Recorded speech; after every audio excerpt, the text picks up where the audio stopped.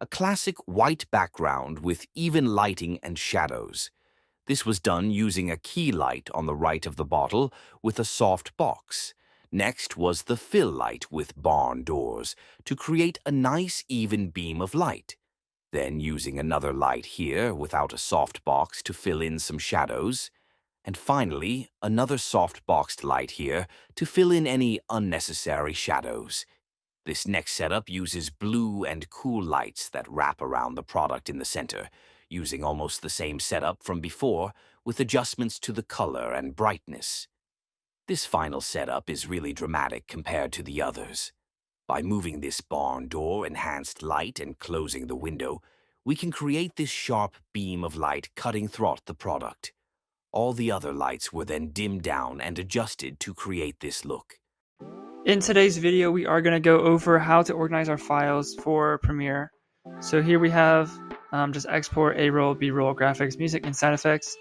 And then we're just going to put the designated files into those folders. So this is going to show you guys how this is organized within Premiere. So after you have all of your files in these folders, just go ahead and open up Premiere. Make sure you name it something good that you're going to remember, and then make sure you also designate the location somewhere safe. So this location looks fine for me. I'm going to go ahead and create. Within Premiere, we're going to hit Import Media down here. It's going to open up our file manager. We're going to pick that top folder that has all of our subfolders within it. We're going to hit Import. After import, you're going to see this folder icon. Just double click it again. Then these are all of our subfolders. Within these subfolders, we do have our files that we just added. So here we have a quick little file I made, little video project, nothing crazy. Go ahead up here and click export. Make sure you name the video. This is what the file name will be for the video, so make sure you name this something good. And then also designate the location somewhere safe, just like before. So that is how you manage your files for a Premiere project.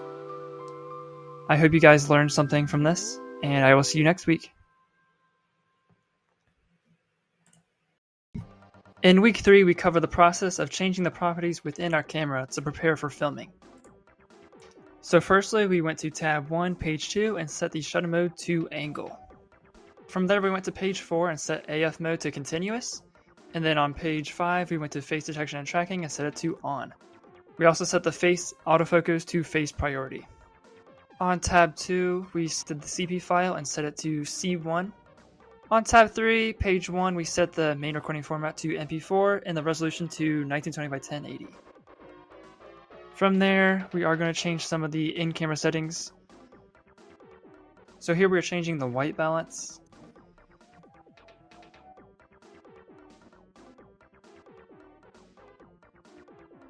Then we're going to go ahead and change the f-stop. This is how you change the f-stop.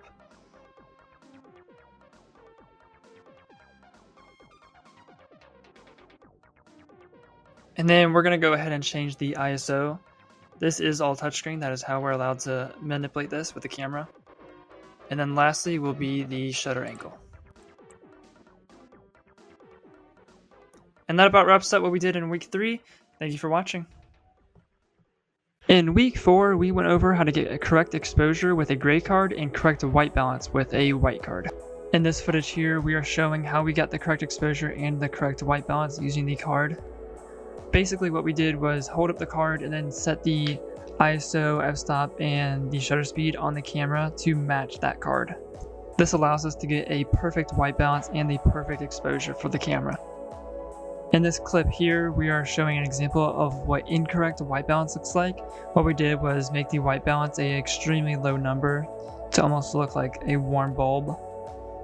And then in post-processing in Premiere Pro, I edited the white balance to match what the original clip looks like to make it have correct white balance.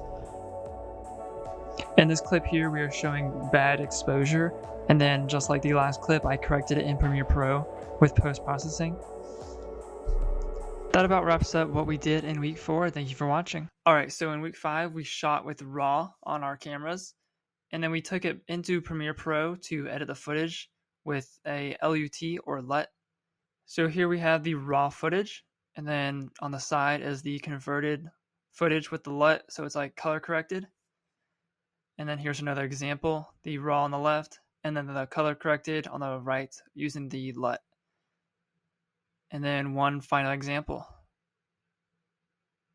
And that about wraps up what we did in week 5. Thank you for watching.